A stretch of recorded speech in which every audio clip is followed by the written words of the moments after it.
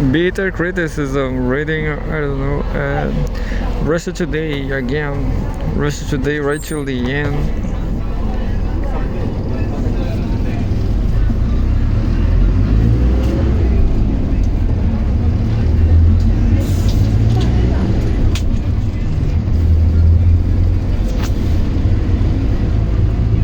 I will keep reading this news from Russia Today. Maybe I will get banned from YouTube too. But it's such a stupid world. Everything is stupid. I'm going to keep reading because what is so stupid? The accusation is absolutely stupid. You can, let's say, every single journalist that publish anything can influence anything, I mean, if you write the more innocent column about nothing and some people say they get mad about it, it's not your problem, it's not journalism problem. So that's why it's so stupid. So every single journalist, all journalism should be banned then, Anyway, look, September 15, 2024, Home World News. Attacks on Russia Today reveal the sad truth about the West. Yeah, that's the whole truth about 100%. With their crusade against their own dissent, the US and its allies betrayed the desperation of their collective propaganda machine. By Tariq Cyril Ahmad, a historian from Germany working at KOS University Istanbul, on Ukraine, on Russia, Ukraine and Eastern Europe, the history of World War II, the cultural Cold War, and the politics of memory.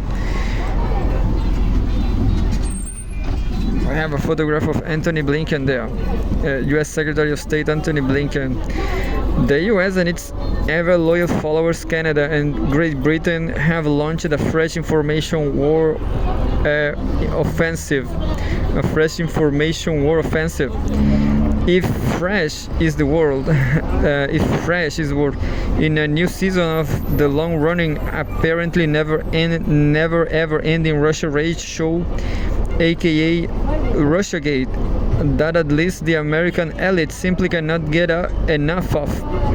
It is again, drum roll, Russia Today, that is the target. This time it stands accused not merely of spreading disinformation, does it? Any information Western governments do not like, but of intelligence work as well. And then some, such as trying to influence the American elections, and somehow being linked to collective volunteers' contributions for Russia's war effort in Ukraine. A form of outrage, by the way, which is exactly the same as what Ukrainian organizations do. There also is an even more terrifying revelation. It has dawned on some troglodytes in the US State Department that Russia Today is not relying on mechanical typewriters and the telegraph, but as a cyber capability or something. That charge really seems to boil down to being internet literate, a very special skill set that must appear fiendishly futuristic to some in the US administration. And who can blame them? Can you imagine its official leader, Joe Kiloff, still president when he can remember? Biden handling even something as almost antediluvian as a laptop. That is better left, as we know, to his own hunter, quote, the naked and the paid Biden. And even then the consequences tend to be dire. Of course, the whole performance comes with more sanctions too, because sanctions are to American policy on Russia as popcorn is to a reality bad B movie, indispensable yet also not making things any better. We have a related news. U.S. media merged with intelligence services long ago. Russia Today editor-in-chief. Inevitably, this latest U.S. initiative has attracted ridicule with very good reason. In essence, it is yet another piece of self-owning, sad cringe from a regime struggling and never making any progress to come to terms with its steadily declining power, authority, and relevance. It is also easy to spot that, once again, these self-appointed guardians of the rules-based order and its values have dealt the hypocrisy up to 11. Seriously, you want to talk about disinformation while Western media, from American CNN via British BBC to German ZDF, have become complicit through silence bias and even the spreading of outrage Israeli propaganda in the by now almost year-long genocide of Palestinians in Gaza and increasingly the West Bank too. Of course, we could look back and name one example after another of Western flagrant lies with horrific, often mass lethal consequences. Indeed, so many that we can actually do here.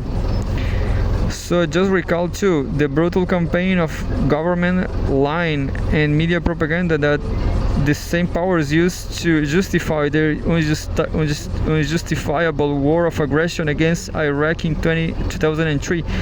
By March 2023, the Cost of War project based at the prestigious Brown University in the US put the losses among Iraqi civilians alone as a very conservative minimum estimate between almost 281,000 and over 315,000 killed by direct violence since the US invasion.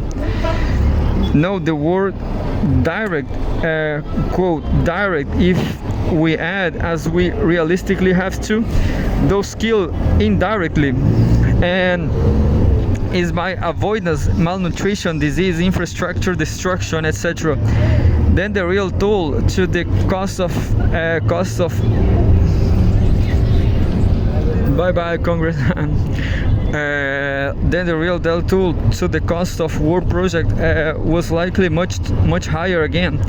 Keep in mind also that those who were killed are only the tip of a dark iceberg of the ruined, injured, amputated, displaced, physically and psychologically scared for life and over generations. Those are the real countable results of brazen Western lies. And now the US and its compliances are here to preach about disinformation. What's left to say, except perhaps that Western elites are not only literally mass murderers, but absolutely shameless and tone deaf too. The second example of brazen Western lying, very much including by the mainstream media again, that we should recall in this context is the persecution and torture of Julian Assange, the founder of WikiLeaks, who among other things exposed the US atrocities in the Iraq War. For that outstanding service to humanity and other sins in the eyes of the West powerful, he was subjected to more than 2 decades of various forms of incarceration, including long stretches that a UN expert has rightly called torture. He was also constantly threatened with extradition to the US, where he would have been slowly murdered by even more torture via isolated incarceration. Meanwhile, US officials also occasionally entertained the idea of simply having him murdered. Now Assange is finally free, but the vicious retaliation visit on him when he was, without exaggeration, the single most important political prisoner in the world, was of course meant to frighten others into submission and silence.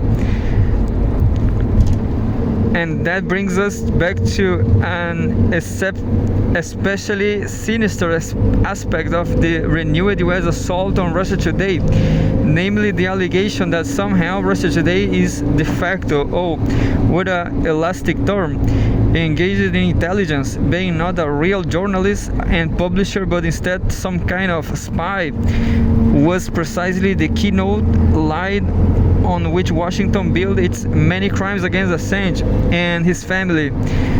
And all too many in the West media played along, connect the dots by leveling the same unsubstantiated charge against Russia Today. The US elite is sending a mafia-ish message, like the mobster clan it really is, about what it can and might very well to do any journalist caught working for Russia Today, namely what it did not Assange, or even worse. Yet other journalists are not the only ones being threatened. The other major target outside Russia is the whole global south, where, so the Americans claim, it is Russia Today that has mildly contributed to its elites and populations not following the US led on the West proxy war in Ukraine. Obviously, that is a message of breathtaking arrogance. Perish the thought that people in the global south might just have chosen not see things differently. All the agency that we have been admonished to include in our evening players with regard to Ukraine. There it goes, straight out of the window. No agency for the global south. No Washington is not ashamed of trying to tell us any divergence from its perverse bipartisan war party line can only be due to wicked Russian outside agitators. That is, of course, the patronizing logic that of a deeply colonialist mindset steeped in narcissism and unquestioned assumptions of supremacy. What is interesting, though not really surprising, is that the Washington Blob, for instance, applies the same arrogance to the ordinary people of the West. They as well, under the stern gaze of their betters as the top, must not be left alone to decide what they want to watch, read and listen to, because if they did, they might get ideas, or to be precise, ideas of their own. In that perspective, going after Russia Today is only the part of a desperate, futile effort to shut down any platform for alternative, including very much alternative Western voices. Think, if you will, of Russia Today as the saddest dead of the West, to recall the terms of Soviet dissidents. But here is the tragedy of the West information warriors. All too many inside and outside the West are already out of control, unwilling to believe the nonsense dished out as the mainstream views they must hold. The deepest reasons for that has been explained about 2.5 millennia ago by Plato in his dialogue Phaedrus. Even the most brilliant rhetoric, here we can translate them, that term as propaganda can only get you so far. What really wins the argument is having better case, and rhetoric built on an atrocious case will not prevail, even with the biggest, meanest, most CNN level resourced bag of tricks. Ultimately, that is the West's real problem. From the proxy war devastating Ukraine to the genocide in Gaza, the West has nothing to stand on in terms of both morality and reason. That is why it will lose.